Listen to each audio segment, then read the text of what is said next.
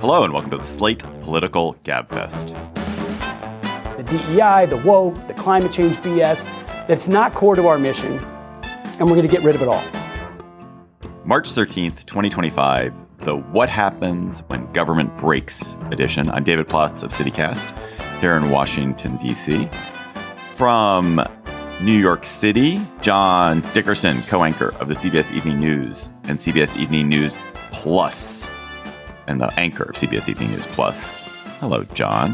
Hello, David. Nice to see you. It's good to see you. Emily is on vacation, probably thanking God she's not at her embattled law school this week.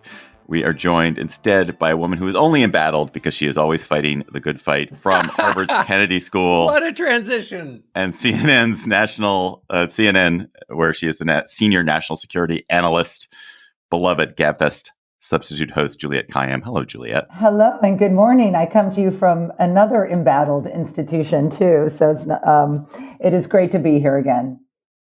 From Harvard? Yes. Because they won't dare touch Harvard. Oh, please, surely not. Please. Surely they'll be too afraid to touch Harvard. This week on the Gabfest, will the Trump-Musk assault on government break critical services for citizens? If so, how might that happen? Then the McCarthyite effort to silence pro-Palestinian student protesters by deporting them and to punish universities for not doing enough to fight anti-Semitism. I'm putting all those words in quotes. The fight anti-Semitism is very much in quotes. Imagine my air quotes as I was doing that. Then the measles outbreak that is ravaging Texas and the Sun Belt. Is this a sign of things to come? Can trust in public health and public health institutions be restored? Plus, we'll have cocktail chatter. Every day, thousands of Comcast engineers and technologists, like Kunle, put people at the heart of everything they create. In the average household, there are dozens of connected devices. Here in the Comcast family, we're building an integrated in-home Wi-Fi solution for millions of families like my own. It brings people together in meaningful ways. Kunle and his team are building a Wi-Fi experience that connects 1 billion devices every year. Learn more about how Comcast is redefining the future of connectivity at comcastcorporation.com/Wi-Fi. Your data is like gold to hackers. They'll sell it to the highest bidder. Are you protected? McAfee helps shield you, blocking suspicious texts, malicious emails, and fraudulent websites. McAfee Secure VPN lets you browse safely, and its AI-powered text scam detector spots threats instantly. You'll also get up to $2 million of award-winning antivirus and identity theft protection, all for just $39.99 for your first year. Visit McAfee.com. Cancel anytime. Terms apply. Juliette, you were an assistant secretary, I think, for Homeland Security, where you had to focus on how government works to protect citizens in critical arenas. So what do you see that interests or concerns you in how Musk and Trump are attacking the federal government? Can you just walk us through a handful of key areas where what they're doing seems consequential for public well-being or could be consequential for public well-being? I'm going to put aside for these purposes the manner that they're doing it, because I think that's just a totally different thing. You know, even if I give them the argument that they're about efficiency, this manner is just not rational. And we're seeing it in the sort of firings and then the rehirings and the we didn't mean to do that. And, you know, we actually like nuclear security specialists and we'll bring them back. So what I am looking at is the paradox or the contradiction between a goal of efficiency and the duty of government to prepare people for harms, because you measure preparedness by did bad things not happen, or when they did happen, did less harm occur. You're not going to know that until the bad thing happens, and certainly we saw that recently with the DC plane crash. So it's like this is sort of we're going to miss it when it's gone episode of DOGE. And so looking across the board, what you're seeing is sort of an attack on a system of getting ready. And we're not going to know it and that it's gone until the bad thing happens. And some of them are obvious, but even, you know, like air traffic controllers, we all kind of can get that. Nuclear security specialists, we can all kind of get that. But these systems and the systems that I work in and help secure, they're really complicated and they're very networked. And so you sort of pull a little piece and Musk can say, oh, that piece doesn't matter, or we're keeping air traffic controllers, and that piece is relevant. So like a perfect example is like, what's an aeronautical information specialist? Like, okay, that sounds like, oh, maybe someone just got a job and they're getting a lot of money. Well, these are the people who are looking in the sky to see if something happened that would interrupt the normal flight pattern of, say, a Boston to DC flight. Because remember, there's almost 3 million people in the air domestically every day, 45,000 flights covering 29 million square miles of aviation space. So these are big networks. And so last week, one of Musk's private spaceships blows up. And between Florida and Pennsylvania, these aeronautical information specialists have to divert our commercial airlines out of the way. Okay, so now all of a sudden we get that they're important, but they were, or some percentage of them, 12% were let go. Yeah, 12% were let go or allowed the buyout. So it's those systems. So like you can always get people to say, well, you know, I'm not getting my Social Security check. I can see that. I can feel that. But measuring preparedness and this preparedness paradox, right? How do I know it's working? Well, I'm not going to know until it's gone. I think we're bumping up right against that right now. Which is funny, since as a car maker, Elon Musk should understand the principle of the airbag, right? You need a thing when you need it, but it's hidden most of, 99.8% of the time when you're operating the vehicle. I don't believe what I'm about to say, but I just want to say it. Do it. Isn't there an element of fireman first here? So there's this phrase that people use, usually when talking city budgeting, that whenever it's clear there have to be cuts, you propose cuts to the fire department first, because then it's like, oh, no one wants to cut the fire department. Like we can't cut the fire department. Then whatever the budget cuts are rescinded. But sometimes you do need to cut the fire department. Maybe there are too many people in the fire department. Maybe the fire department isn't doing, what it used to do, or it doesn't need to be staffed in the way it was, or their technology could help. And is there some element of sort of shouting alarmism about this? Because surely there's fat in every system at the government, and we could find efficiency. Right. So for those of you yelling at your podcast, David is just doing a very useful thing, which is posing an important and reasonable question. And actually, Juliette probably has the best answer here because she's worked in these institutions. And so any of us who've worked in institutions know that, of course, there are inefficiencies. Secondarily, we also know that things like procurement and the basic how do you get your paper clips can be maddeningly inefficient in government departments, and that has a kind of compounding effect, and that inefficiency kind of like a knot in an old tree, they develop workarounds to encase the inefficiency, and those workarounds themselves are things you trip over. All of that both is true and can be true. But going to Juliette's first point about the way this is being done, if that's the case, you go through the process and think, okay, what is baby and what is bathwater? And you figure that out, especially with those enormous brains that you have and all of this artificial intelligence and all of that computer knowledge that you have. And you are super efficient in figuring out what's a mess and what isn't.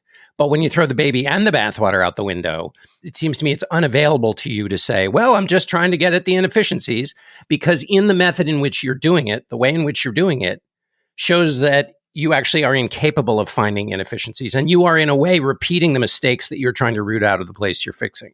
Juliette, so you just gave one good example, the aeronautical information specialists. What are other examples where you have fears like, oh man, if something bad happens, we're going to have inadequate preparation or inadequately be able to respond to it, or won't see it at all coming? Right. And we're starting to hear, say, what's going on with the EPA and sort of, in terms of emission stuff. So here's two biggies, and they're so obvious that I do think that something is going to change. Remember, part of what DOGE is just to get people to react to what it's doing. And one of the challenges for people in the policy space or the media space is I'm not going to jump at every tweet, but it does look like in two areas we should be concerned. One is, of course, NOAA and the National Weather Service. This is my world. So the way I think about it, or way people should think about it, is yes, maybe it's overbloated, but what does the National Weather Service and NOAA actually do? Well, all those, it's hilarious to watch on X, like all those people who are heralding their private sector apps and how much more fabulous they are. Guess who feeds those apps the information? Like, it's not like these companies have the capacity to look all around for tornadoes and hurricanes and seawater rise. So the proposed cuts to NOAA and National Weather Service, they're actually already happening, are going to do, and the way I think about it is this runway. I mean, what NOAA does is it provides information in real time to give people, governors, mayors, and individuals time to respond to changing weather patterns. This is important for hurricanes. It's particularly important for tornadoes, flooding, as we saw in North Carolina. It's those alert systems that get people to respond. That's what NOAA and the National Weather Service do. So they're sort of denying people the ability to sort of extend the runway and protect their lives. The second area is the big one this week, and that's, of course, Secretary Hegseth with the climate crap, he calls it. These guys get so obsessed with particular words. I mean, we heard that they stripped Enola Gay historical documents because gay came up in their word search. You just made that up. No, it's not. No, come on. No, I'm not. They're doing a word search and gay comes up. And the 22-year-old, who's really good at computer science, didn't know that the Enola Gay was the airplane that dropped the bomb 75 years, on Hiroshima and Nagasaki. So this search is now a search on the word climate. So I want to be clear, like, I'm going to put this squarely in the Pentagon's equities about why they should care about this. And administrations since Bush 1 have started to notice not just climate change and the green, whatever. One of the reasons why the Pentagon has been so forceful on climate, call it crap. I'll call it crap. If you want me to call it crap, I'll call it climate crap, is because of military readiness. It has almost nothing to do with, we want to study the seagulls in Alaska. I made that up. They're seagulls in Florida. But the reason why is, of course, there's the threat of climate migration, which could be a national security threat. We worry about that. But the more important thing is our bases are, you think about Oklahoma and tornadoes and the tear up of the bases there. You think of Colorado, NORAD, and NORTHCOM with the fires and having to end missions and space missions at various moments.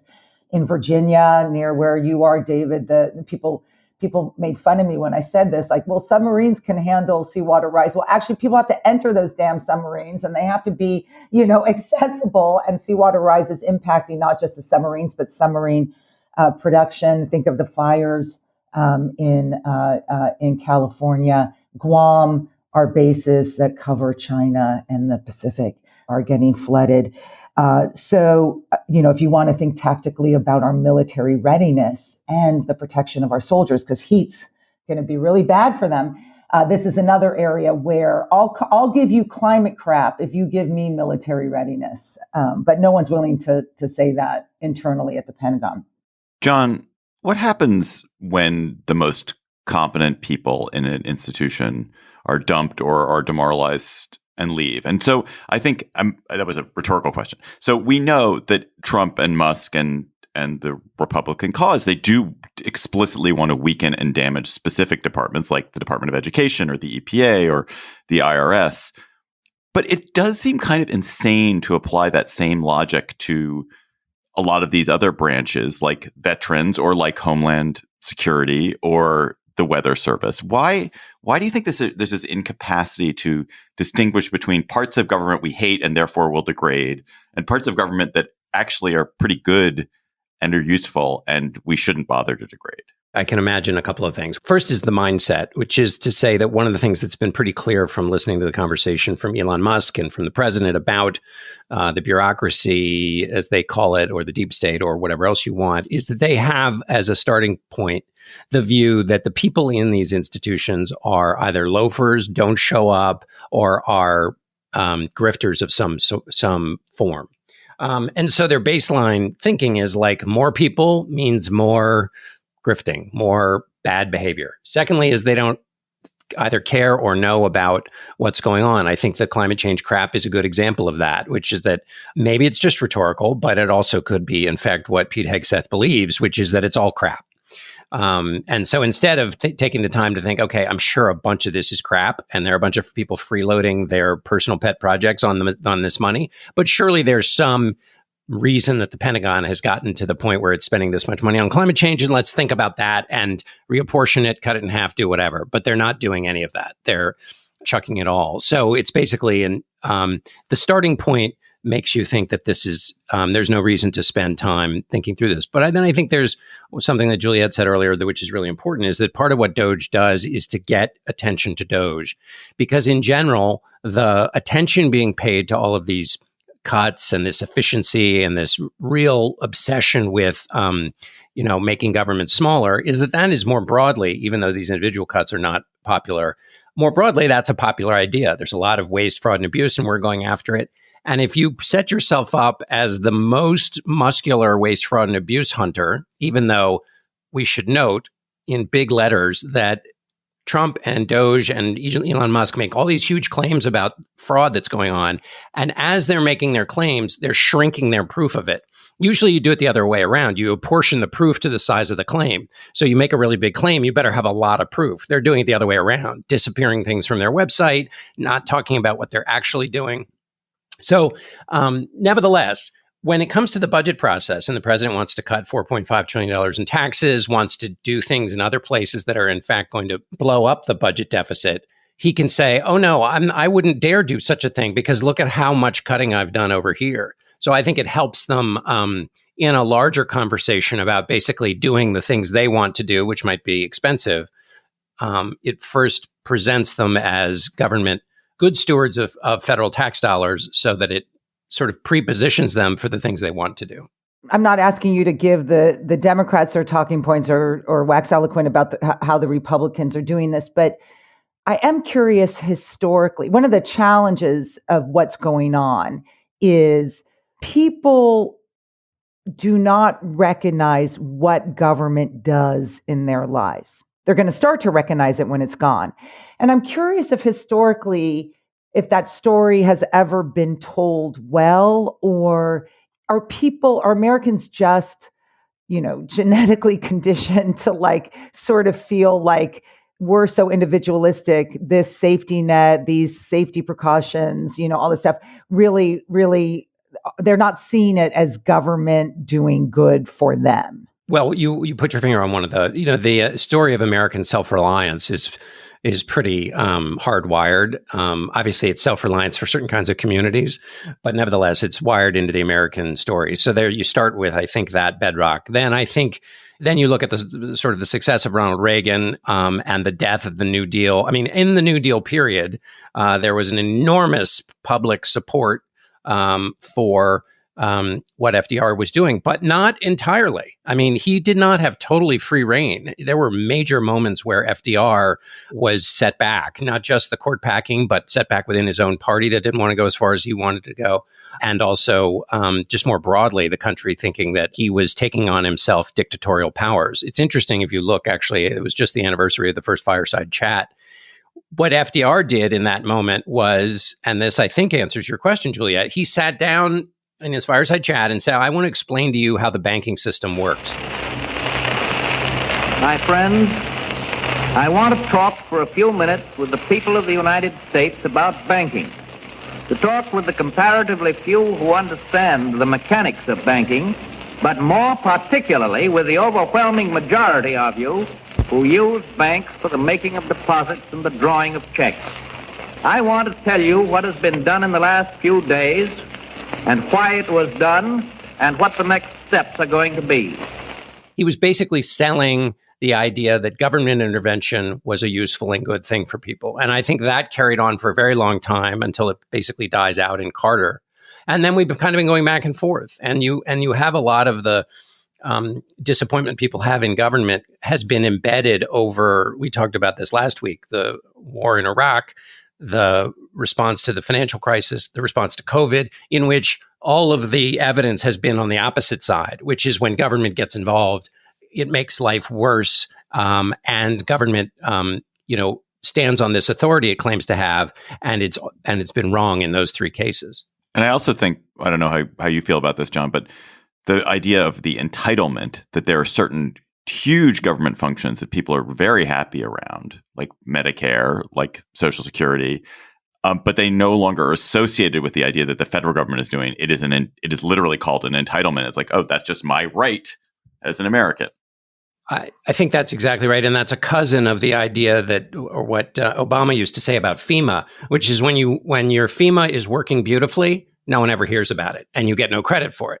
Juliette, we just end this? I would like your take on something I was thinking about, which is that one of the premises of DOGE is that the people who are doing the work are, as John said, grifters. They're incompetent. They couldn't get a job in the private sector. But in so many of the areas that you look at around national security, cybersecurity, around weather forecasting, the government is the biggest player. And in fact, if you want to be a weather forecaster, there's no better place to do it than the National Weather Service and NOAA, because that's like they've got the biggest resources, the best equipment, and they are the primary source of it. So you're not getting rid of the lazy second tier people. You're getting rid of the very best people when you go after them. That's exactly right. And we certainly know, this idea of the probationary period. So one of the ways in this attention getting thing that the Elon Musk is saying, well, I'm getting rid of people, it's people on probation. Well, of course, the average person is going to read that and go, why are they on probation? They must not be very good, or they're new and not necessary. As we know, one is, David, as you're saying, is the government actually is competitive in the market for a lot of these top jobs. It's a challenge in cybersecurity because the San Francisco firms are paying a lot, but in things like weather, emergency management, John, one of you had mentioned sort of firefighters, right? Like, these are coveted jobs, and so the best are getting recruited now. If they got recruited in the last year, they've lost their jobs, but also probationary now, of course, we know applies to people who were elevated, put into another, let's just say, billet. They were great for the last 10 years. They now get a promotion. That billet is viewed as probationary for a year.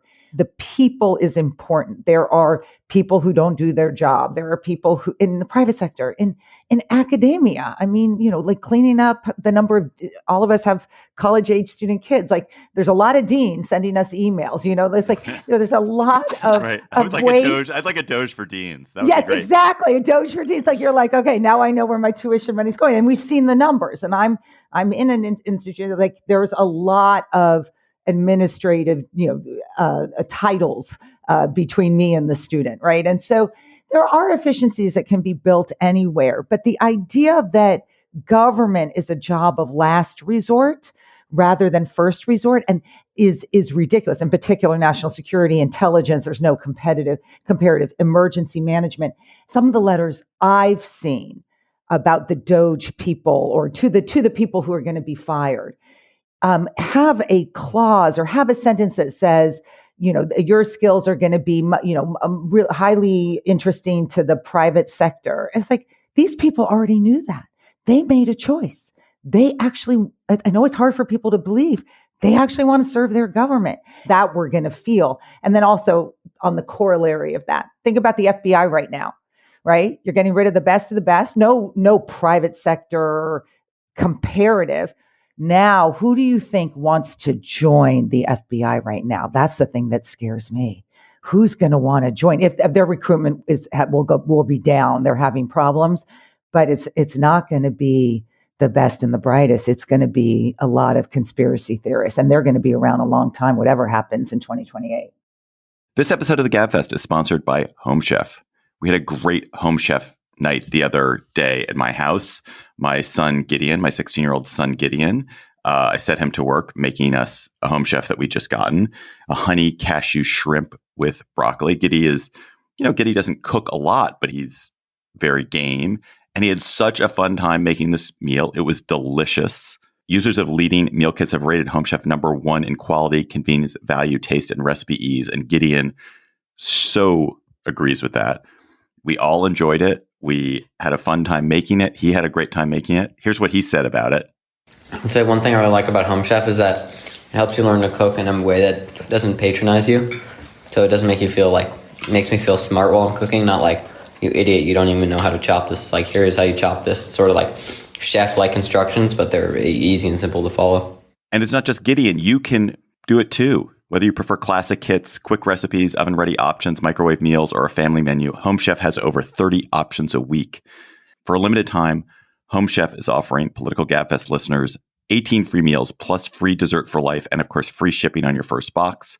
Go to homechef.com/Gabfest. That's homechef.com/Gabfest for 18 free meals and free dessert for life.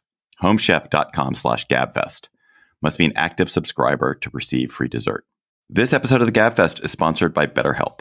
Traditional in-person therapy can cost anywhere from $100 to $250 per session, and that adds up fast. But with BetterHelp Online Therapy, you can save on average up to 50% per session. With BetterHelp, you pay a flat fee for weekly sessions, saving you big on cost and time. Because therapy should feel accessible, not like a luxury. With online therapy, you get quality care at a price that makes sense and can help you with anything from anxiety to everyday stress. With over 30,000 therapists, BetterHelp is the world's largest online therapy platform, having served over 5 million people globally. And it's convenient too, because you can join a session with the click of a button, helping you fit therapy into your busy life. Plus, you can switch therapists at any time. Your well-being is worth it. Visit betterhelp.com/Gabfest today to get 10% off your first month.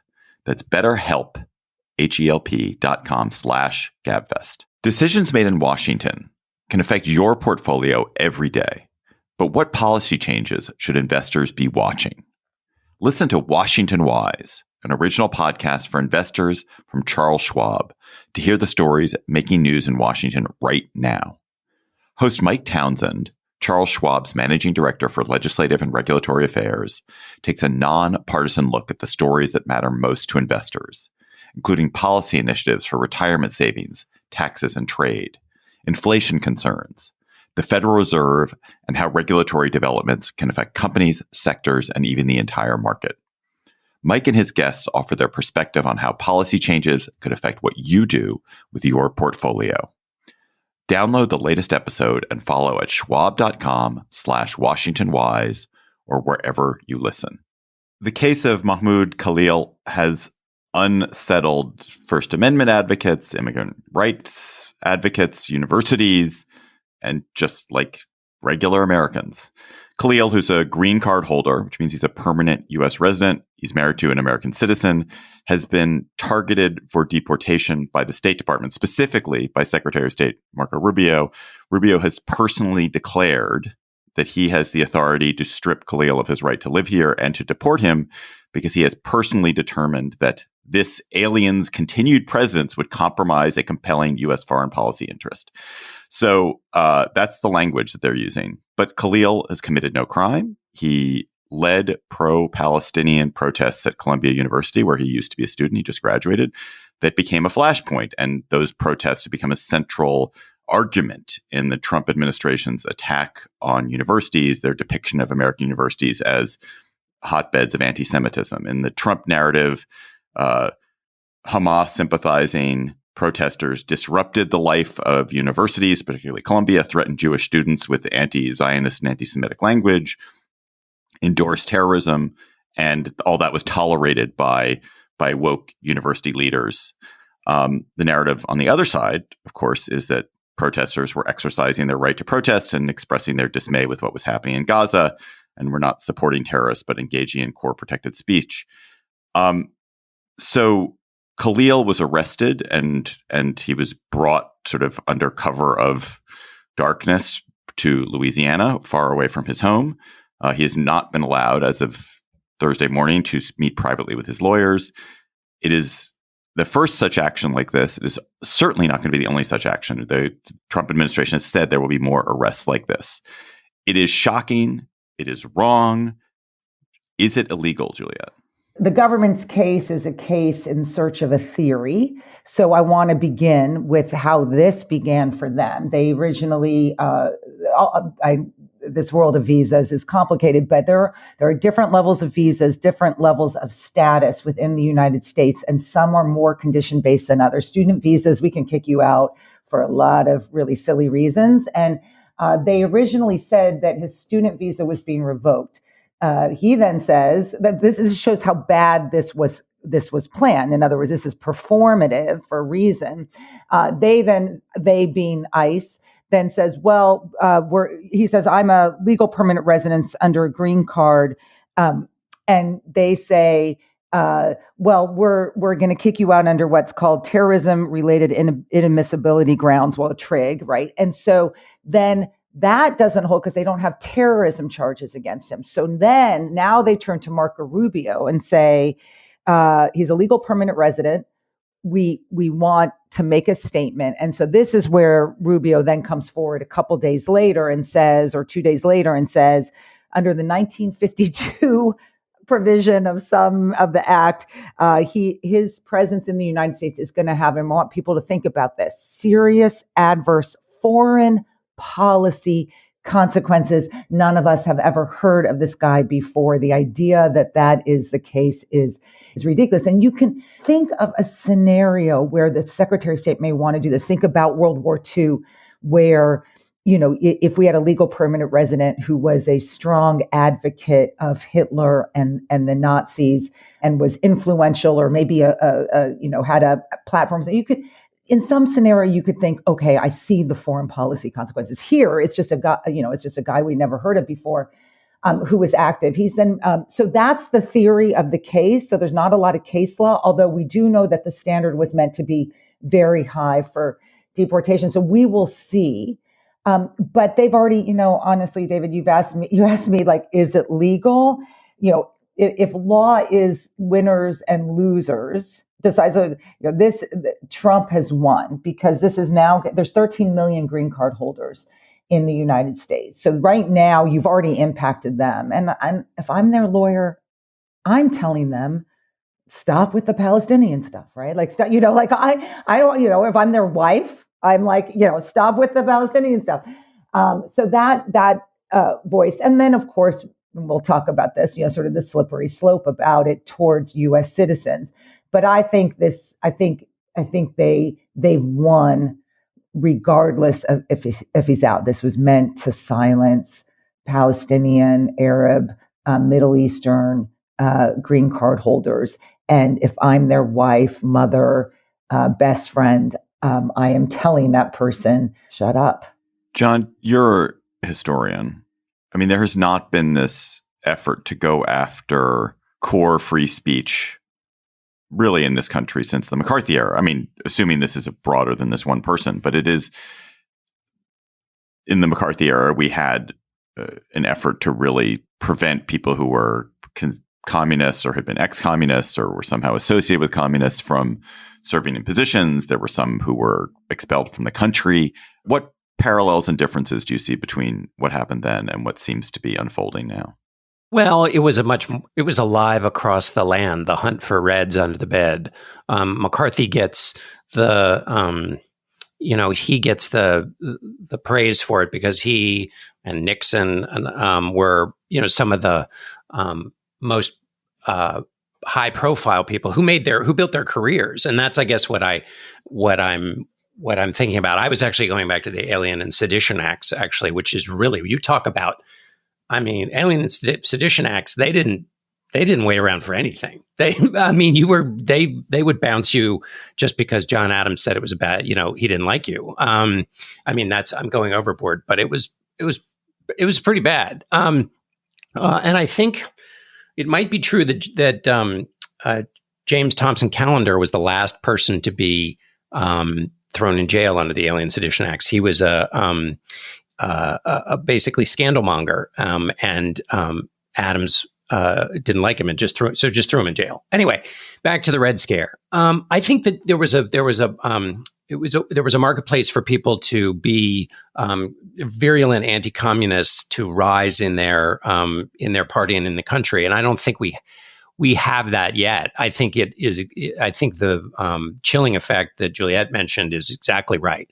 But I was trying to think. I can't think of a situation from the War on Terror, and it may just be a lack of imagination, where it was like this. I mean, you would have imagined where somebody was under the threat that there was a war on terror going on, that, I mean, there were certainly some mosques in New York and in Jersey City that felt like their free right of assembly was infringed upon.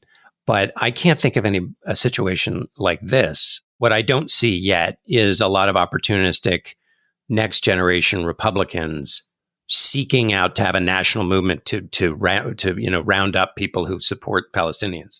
The attack on immigrants, we knew it was coming. It is not surprise that it's wrapped in defensive to eradicate anti-Semitism. The Trump administration is smart in the regards to the politics of this. They're falling in all different places, though, right? Like, you get real conservatives saying this is outrageous and doesn't this seem wrong? I think Laura Ingraham or people are nervous. You get Chuck Schumer who to his credit, is condemning this. There are 8 paragraphs before condemning it in which he is, applauding Israel and condemning anti-Semitism. This is so not about anti-Semitism. This is about power at the border. And one of the most upsetting things about this for me is that American Jewish organizations like the Anti-Defamation League, which you would think would exist for this purpose, really get sucked into the anti-Semitism rally cry. I'm not denying that there's anti-Semitism or that some of these rallies were terrifying for or intimidating to Jewish students, but that's a public safety issue. That's a very different issue than what we're facing. But ADL, for example, has literally been heralding this, and it's not. I don't think this is going to be used against Jewish immigrants. I think that's such a silly argument to convince them why they need to be condemned. The reason why you condemn this is because it is only happening to Palestinians and Arabs. Right? That's why we should care. Right? It's not because it could happen to Jewish activists. It is because it is happening to only a discrete group. That is discrimination. And look, anyone who's been to Israel, we all know, like they're saying this stuff. Like, I mean, the idea I've been sort of, what did he say? No one has any evidence he's tied to Hamas. And look, I mean, get your big boy pants on. If you go to Israel, you're hearing the stuff from Israelis about what's happening in Gaza. It is definitely true that Columbia probably mishandled the campus protests this year. They were genuinely disruptive for school life. And you can think that, and you can think like, well, guess what? A university administration was kind of incompetent in all different directions. What a surprise. And students and their allies, shouted things and were, got excited about a protest. You can think that. But the idea that the proper response to this is a campaign of jailing and deporting people who have engaged in what we think of as a fundamental American right to protest is disgusting and obscene. And as an American Jew, I align myself, Juliette, with what you just said. It is so depressing to me that Jewish organizations are finding even a shred of sympathy for this. And that Jewish organizations are excited about this idea that the Trump administration is focusing as far as I can tell, the only form of discrimination that is no longer allowed in the United States is discrimination or prejudice against Jews. Anti-Semitism seems to be the only thing they're going to investigate as a civil rights violation. And look, there is anti-Semitism in this country, but it is such a small problem compared to all these other forms of prejudice and discrimination that exist all the time. And to make that your focus and to highlight that as your clarion is ridiculous. But as you say, again, it's so canny because it does get some of the people you want on your side to do it. What do both of you think about the fact that universities have, in the wake of the complexities they ran into during the protest last spring, have increasingly published doctrine that says we're not going to speak out on these major questions, and, to steal a phrase from the Supreme Court, and should that also include the question of whether free speech is allowed or what the boundaries are of free speech, since that does seem like a core university principle, whereas the university's opinion on what's happening in Israel is not core to its functioning. I think the institutional neutrality position that a lot of universities are taking is really good. I think that's fine. I do think there's the way all kinds of institutions felt called upon to make political statements about things they had no deep knowledge of or that weren't really relevant felt like a mistake to me as it was happening. And I'm glad that that era of, oh, yes, we're against, cops murdering George Floyd. Well, okay, that's fine. But it doesn't matter if Harvard's against that. That's not really Harvard's job. So I think that's fine. I worry, as your question gets at, John, I worry that it will be, because there is such a fear in universities that they now will get on the wrong side of the federal government, that it's going to lead to all kinds of restrictions on speech by disfavored people. And disfavored people, in this case, will be Arabs, Muslims, Palestinians, and trans people and gay people and other groups that you can think of. And that those people will be afraid to speak now. I mean, I'm at an institution that suffered this. The money hasn't stopped flowing yet, like it is at Columbia. I'm a parent of a Columbia student, so I'm getting those emails. They're going to raise your tuition. Oh my God! They couldn't. It could not go any higher. Yeah, exactly. So there's a couple things I'm thinking about. Like David, I think that the institutional neutrality makes sense, and I think we're not in that realm now. I mean, this is so about the institutions right now. And I can disclose sort of what I hear because I'm here and I'm here in the sense I'm in a university that's having these challenges. Okay, so a couple of things is there is defense being played.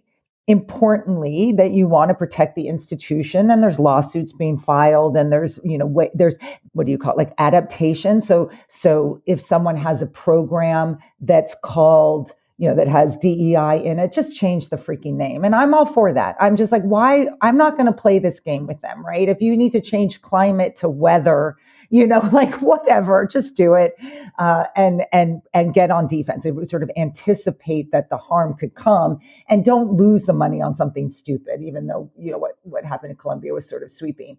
But I have yet to see what the offensive strategy is at these institutions. Why aren't they joining forces and maybe in the litigation they are.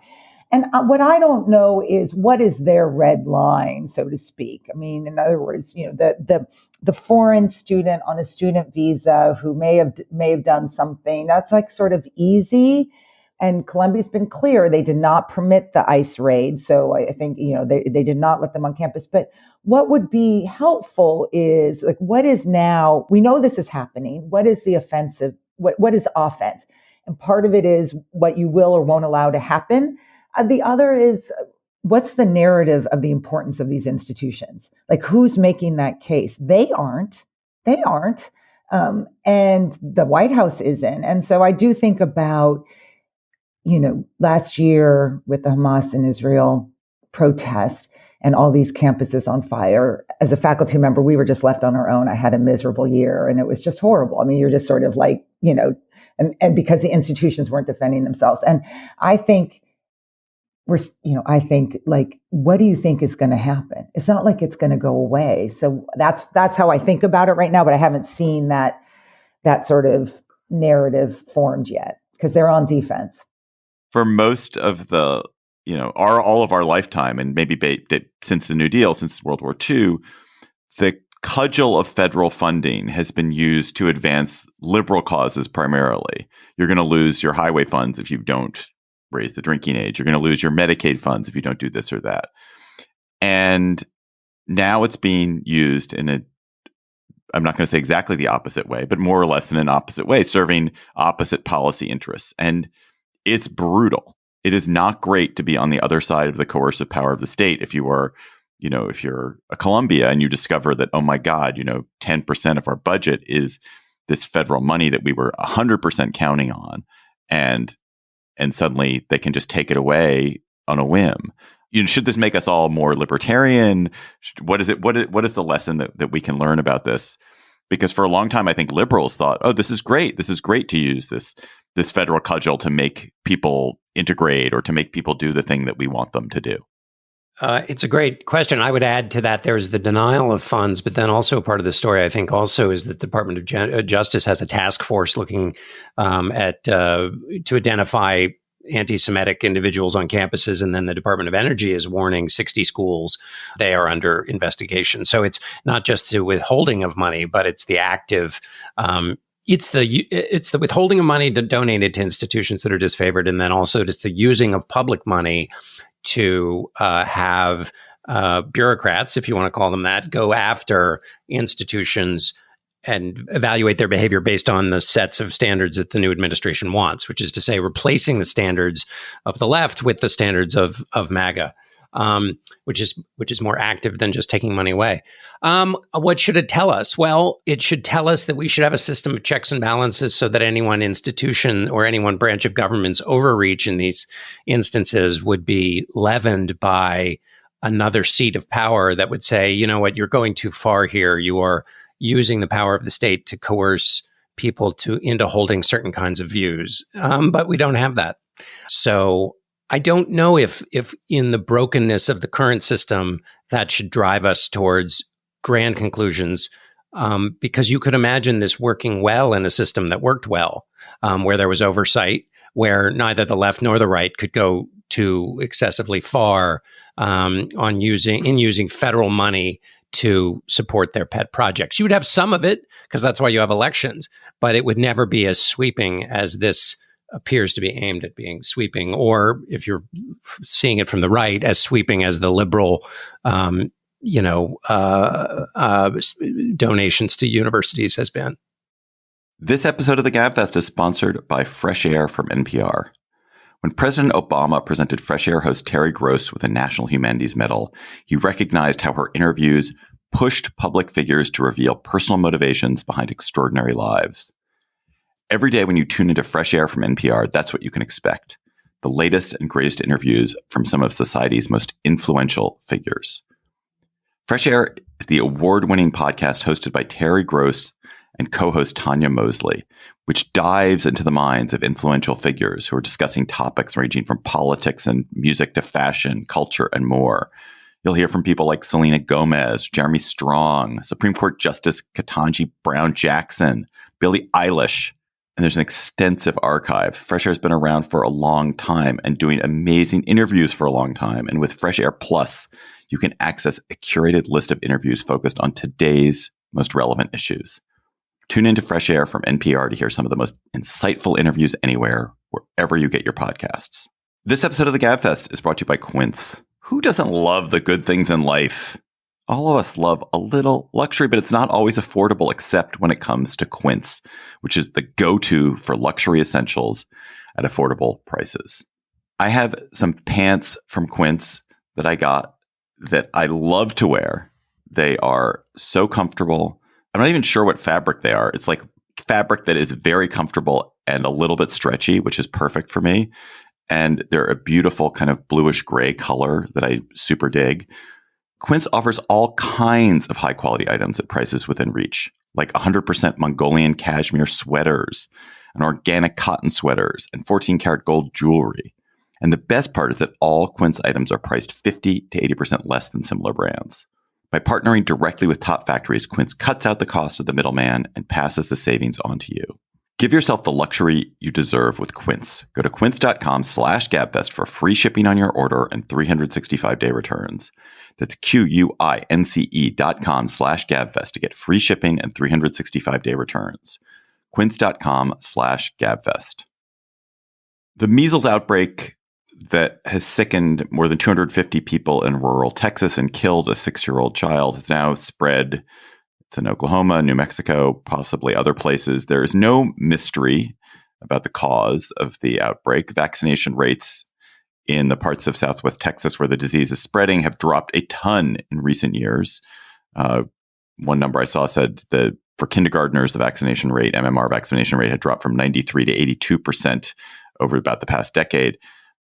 And I think this outbreak, which probably will not be too broad and probably will not cause too much human misery, is, however, an example of what we were talking about in our first topic. It's a kind of a gruesome test of how much this Trump government will live by its its principles, and in particular, how much this Robert F. Kennedy Jr. HHS will live by its anti-vax principles. And the answer appears to be they're going to live by them.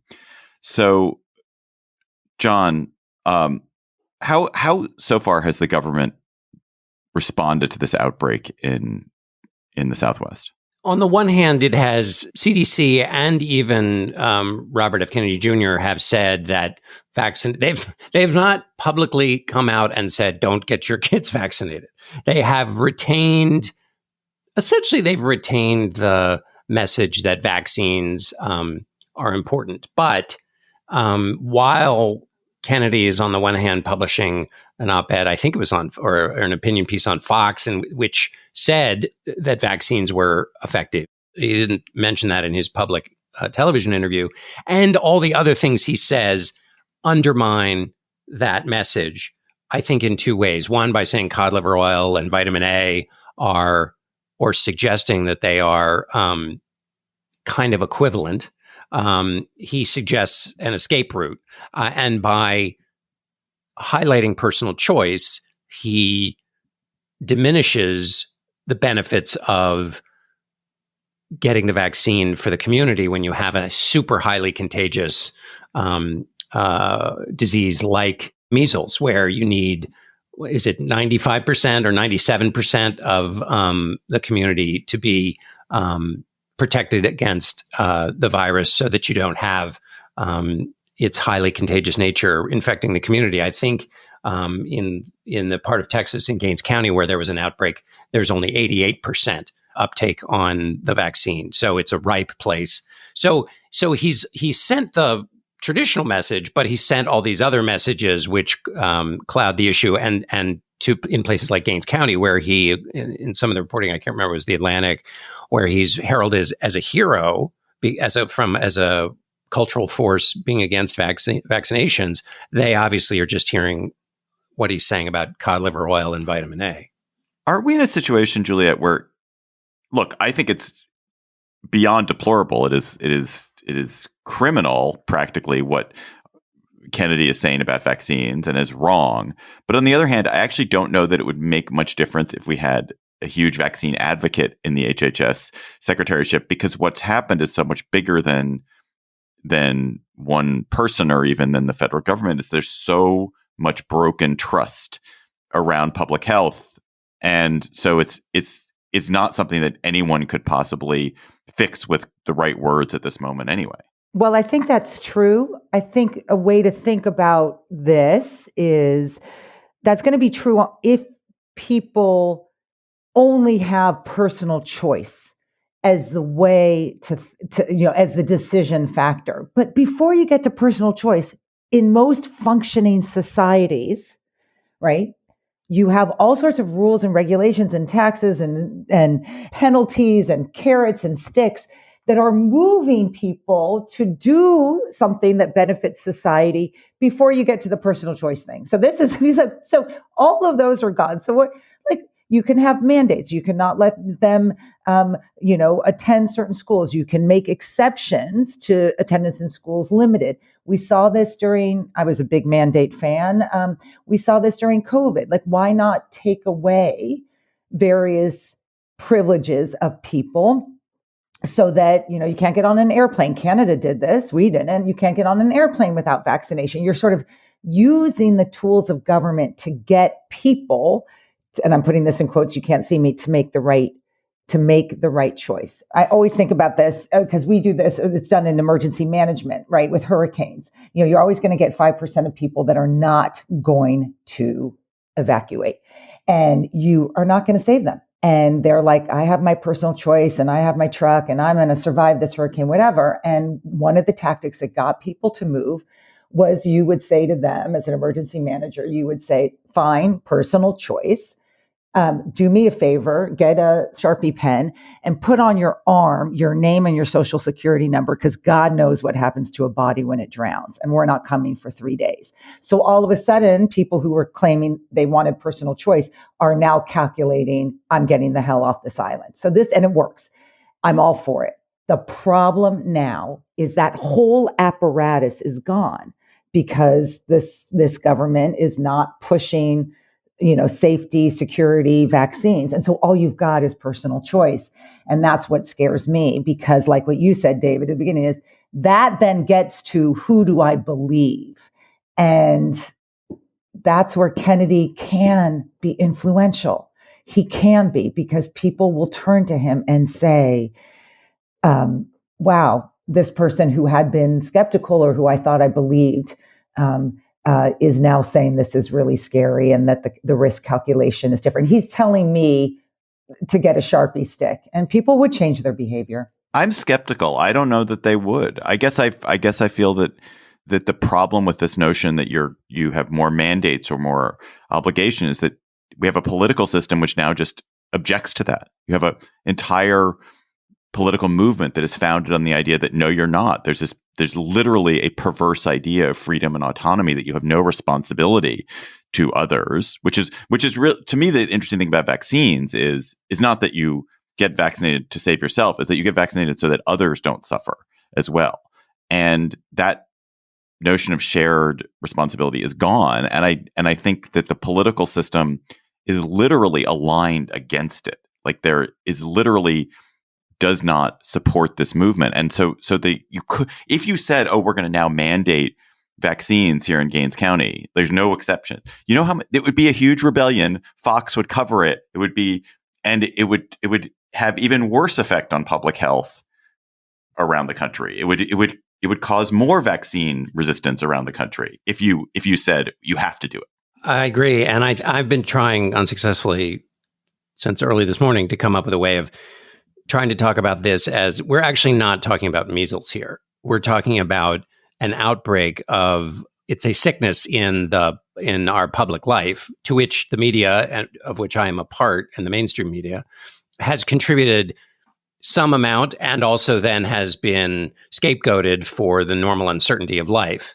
But essentially, the larger point you're making, David, which is that in any public question, the trust in institutions has gone so far down, and our tools for addressing that lack of trust are insufficient to the challenge. And this is part of a technology problem. It's a part of the fact that what Robert Kennedy is doing, whether he would actually change anybody's mind or not, is employing a kind of behavior where you basically repeat something that has been debunked so much that, we know from human nature that, a reliable way of making people believe something that isn't true is to repeat it a lot. And that's not just a modern thing. There's one of my favorite quotes from George Washington, which is that when one side of a story is heard and often repeated, the human mind becomes impressed with it insensibly. He was writing actually about perceptions of Native Americans, and basically saying when there's just only propaganda, truth can't catch up. That's the thing of which we have constant outbreaks. In this case, we're calling it a measles outbreak, but it's actually an outbreak of a much bigger thing.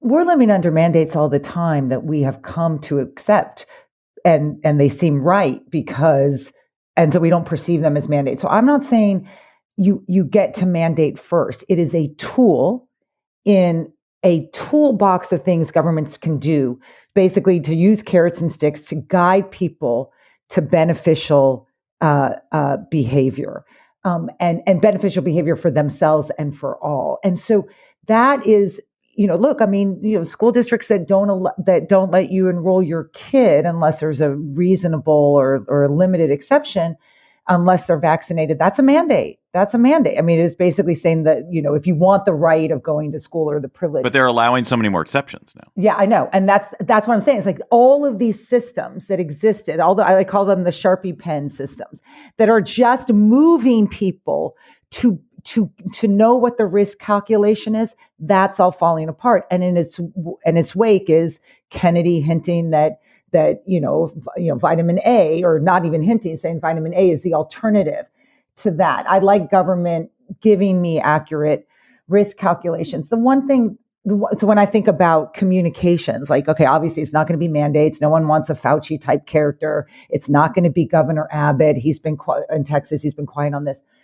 One of the things that I am so compelled with is who this is going to be. I don't know, or whether there is anyone, but you're reading a lot about sort of the religious undertones of the anti-vax movement. Some of it is MAGA, but a lot of it is this sense that, this Jobian sense that like, okay, God took my child, or this is the way. And we've got to get God to endorse vaccines. It's like, why aren't vaccines also seen as, sort of God gave us this, right? God gave us the measles and they're bad, and God will take my child if it's his or her time. But the all powerful also gave us vaccines, if that's where your head is, and we need to figure out how that's going to be related. Let's go to cocktail chatter. When the all powerful Ann Dickerson hands you a drink, John Dickerson, what are you going to say? Ann, I will now say something that will bore you so much that you're going to go fix yourself another drink. One of the things we are in this moment of extreme economic uncertainty, hastened by the uncertainty of the president's actions on tariffs and a number of other things. And so, but there was great uncertainty before he came into office, even though you had top line economic numbers that were very good. And I'm not saying uncertainty meant that it was bad. It just meant there was like these pockets of the economy. We did know that there was strong consumer spending at the very top of the income scale and more difficulty at the lower end. And we saw that in record levels of credit card debt. We saw it in the 12% of Americans say they've had to borrow money to pay for medical care. So what are the different ways we can explore the different pockets of the economy and the ways people are finding the rise in prices and just the general challenge of keeping up in life? And so the Wall Street Journal had a piece on Thursday that said U.S. convenience store sales fell by 4.3% by volume in the year that ended in February. And so what's happening is basically people are going to get gas, but instead of buying Doritos, Twinkies, health bars, or even cigarettes, they're not buying those things. And the snack that dropped most sharply, rice cakes. I don't know why. Because they're terrible? Because, well, they're terrible, but wouldn't you think? Yes. So the question is, are people buying? I don't know what the unified theory of rice cakes is. They are terrible. That is the unified theory. Well, I know they're terrible, but why drop? What shouldn't they drop? Shouldn't that be absent price signals? In other words, they're terrible, so you would never buy them, whether you were flush or not. There was a surge in cardboard manufacturing, so people didn't need rice cakes anymore. Yes, exactly, because they were eating the cardboard instead. Anyway, I thought that was interesting. That's just one of the ways that, and also on cigarettes, people are buying single packs instead of cartons. Anyway, just little small ways in which we can tell the story of this economy. Juliette Kayyem, when you're having a Lucy, you bum a Lucy off somebody, what are you going to be chattering about? Mine is an alert I got 2 mornings ago, and what my reaction is. And I don't want to get into my psychology or anything, but it's a struggle I'm having right now that I think many are, which is I don't like rooting for the not home team. And I'm not talking about our enemies. I know Russia's bad. I know China's bad. But in a series of news alerts, or sports games, Canada versus the United States, or the EU forming alliances. This is the alert I got to wreak tariffs against the United States in response, or the Mexicans getting out in Mexico City to support their wildly popular president against Trump. Greenland, I've never been more involved with Greenland domestic politics. Greenland voting for a party, I have no idea what they stand for, but all they stand for is that they're not going to dance with the United States. All of these are, or let me say the last one, which is probably the most significant, and I talked about it before, intelligence agencies making it absolutely clear.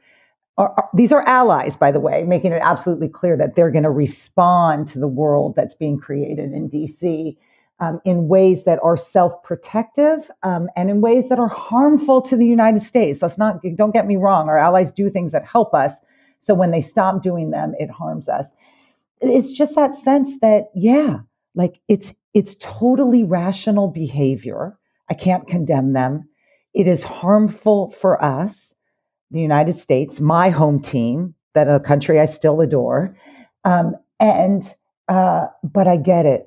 I get it. And I don't like that feeling of, sort of, it's like a friendly fire, it's like, yeah, I kind of get it. And that's just a feeling I've have to figure out over time. But it is one that I don't think I'm alone on in terms of seeing this stuff and thinking it's both rational and kind of like, yeah, you should do that. If I were you, I get it. My chatter. First, two quick bits of personal business. One, I just have a bunch more of my tours of Fort DeRussy, the secret Civil War fort hidden in Rock Creek Park. I just listed a few more incidents of that on Airbnb. So come join me. It's a great time exploring a secret fort on Airbnb if you want to join it there in the summer and fall. The second thing is CityCast is expanding to Seattle and the Twin Cities. So if you are somebody in Seattle and the Twin Cities and you're interested in what we're doing, we have listed some of our jobs. We'll have listing more at citycast.fm/jobs, but we'll be coming to Seattle and the Twin Cities soon. So I hope you'll listen, subscribe, and maybe work with us. That's not my chatter. My chatter is a really fascinating stat I saw in Matt Yglesias this week. So Yglesias was looking into this bizarre claim that Trump and Musk have been making, that there are millions of centenarians, millions of people who are over 100 years old who are somehow defrauding Social Security. And what Yglesias digs into is the fact that if you look in the databases that Social Security has, indeed, there are millions of people listed as being over 100 years old and not dead.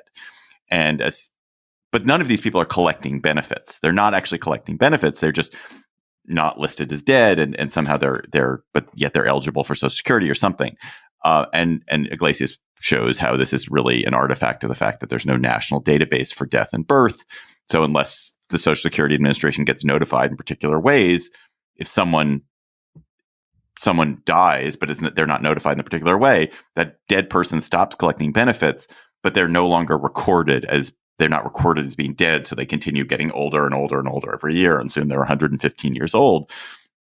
And Yglesias is just saying like, oh, if someone is 110 years old and not collecting benefits, they should just be declared dead for Social Security purposes and get them out of this database. It's just stupid. There's no scam going on. It's just an artifact of bad data. It's a gremlin of bad data. But there's an amazing fact that the Inspector General did discover, which is that from 2016 to 2020, people who are over 100 years old, often like 115 years old, contributed $8.5 billion into Social Security. So people like 110-year-olds were working, right? So what was happening? 139,000 individuals aged over 100 contributed into Social Security from 2016 to 2020. What is it? What's going on? It's undocumented immigrants using Social Security numbers of centenarians to pay into Social Security. So it's not actual old people. It's not actual old people. It's young people who are contributing to the health of Social Security, and they're not cheating the U.S. out of money. They're in fact helping the U.S. by contributing money into the system by pretending to be somebody who is 108 years old. Really weird when you think about it. Yeah. Listeners, you've got chatters. Oh, yeah. Oh, my, you have chatters. Oh, boy, you've got chatters. You email them to us at gabfest@slate.com. Gracias for those. Love getting them. Please keep sharing them. And our listener chatter this week comes from Cassie Castellanos from Denver.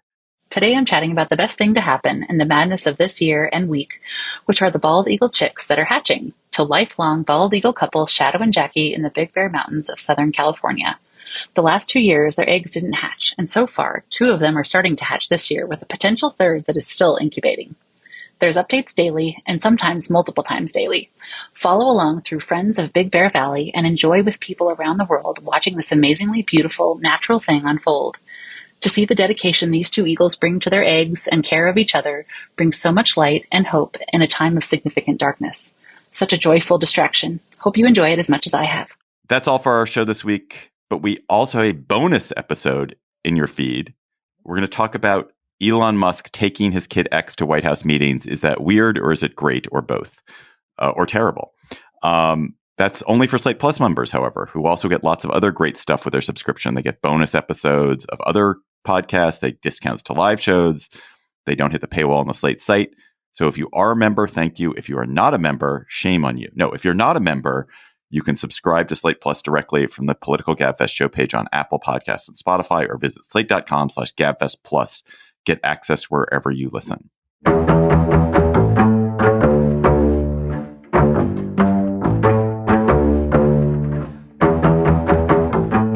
That's all for our show today. Our researcher is Emily Ditto. Our theme music is by They Might Be Giants. Ben Richmond is Senior Director for Podcast Operations. For John Dickerson and the always delightful and always welcome Juliette Kayyem, I'm David Plotz. Thanks for listening. We'll talk to you next week.